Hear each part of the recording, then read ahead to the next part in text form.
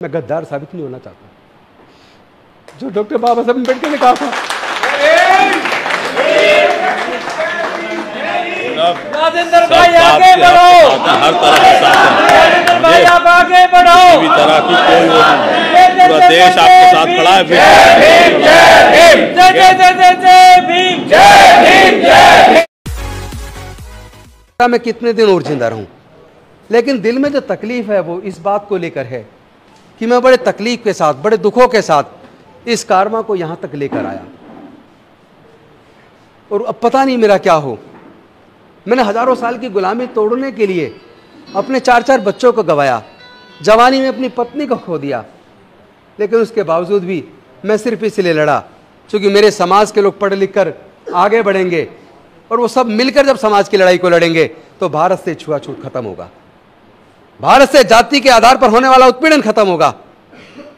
अरे तुम, मेरा तो पता नहीं मैं कितने दिन जिंदा रहूं, लेकिन तुम मेरे समाज के लोगों को बोलना, इस कारवा को मैं बड़े तकलीफ से, बड़े दुखों के साथ यहां तक लेकर आया। हालांकि ये बात 18 मार्च 1956 को उन्होंने चक्की पाट बौद्ध विहार पर आगरा के अंदर भी कही थी। उन्होंने कहा था मुझे मेरे पढ़े लिखे समाज के लोगों ने धोखा दिया, और वहां ये सारी बात उन्होंने दोहराई थी। फिर उन्होंने रत्तू को कहा कि मेरे लोगों को बोलना कि मैं इस कारवा को बड़ी मुसीबत से यहां तक खींच के लाया, इसमें बड़ा कष्ट झेला है, बड़ा विरोध झेला है। तुम मेरे समाज के लोगों को कहना कि मेरे बाद इस कारवा को किसी भी तरीके से आगे लेकर जाएं, और अगर आगे ना ले जा पाए तो कम से कम इसे यहीं छोड़ दे, इसको पीछे ना जाने देना। फिर उन्होंने कहा रत्तू, रात काफी हो गई, अब तुम जाओ। रत्तू ने उनके सिरहाने पर तकिया रखा, उनके पैरों को ऊपर किया और उनके सर को तकिए पर रखा। लेकिन अगले दिन डॉक्टर बाबा साहब अम्बेडकर नहीं थे।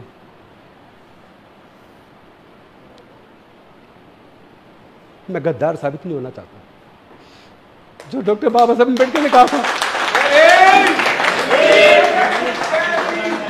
राजेंद्र भाई आगे बढ़ो, हर तरह से साथ है। राजेंद्र भाई आप आगे बढ़ो, किसी भी तरह की कोई वो नहीं, पूरा देश आपके साथ खड़ा है। जय भीम, जय भीम, जय जय जय जय जय भीम, जय भीम, जय भीम। मैं डॉक्टर बाबा साहब अम्बेडकर की नजरों में गिरना नहीं चाहता।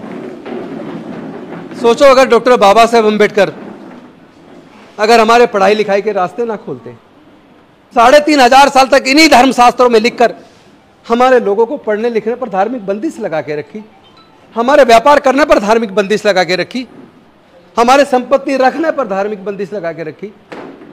डॉक्टर बाबा साहब अम्बेडकर अगर हमारे पढ़ाई के रास्ते ना खोलते, अगर वो रिजर्वेशन की व्यवस्था ना करते, क्या मैं मंत्री बन पाता, एमएलए बन पाता? क्या कोई हमारे लोगों को जनरल सीट से चुनाव लड़ाता है? हमारे लोगों के बारे में तो कोई सोचता ही नहीं है। बाबा साहब ने अपने 4 बच्चे कुर्बान किए, माता रमाबाई को कुर्बान किया, अपनी पूरी जिंदगी हमारे लिए जला दी। तो मैंने संकल्प किया है, डॉक्टर बाबा साहब अम्बेडकर, मैं तुम्हारा सच्चा सिपाही हूं। मैं वादा करता हूं, जो कारवां आपने चलाया है, इस कारवां को अब हम आगे लेकर जाएंगे।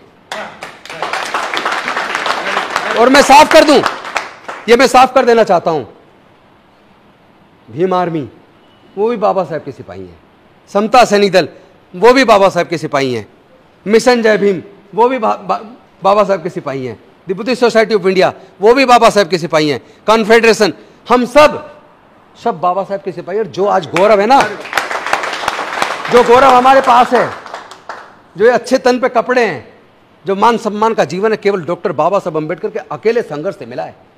इस संघर्ष को साथियों बेकार मत जाने देना।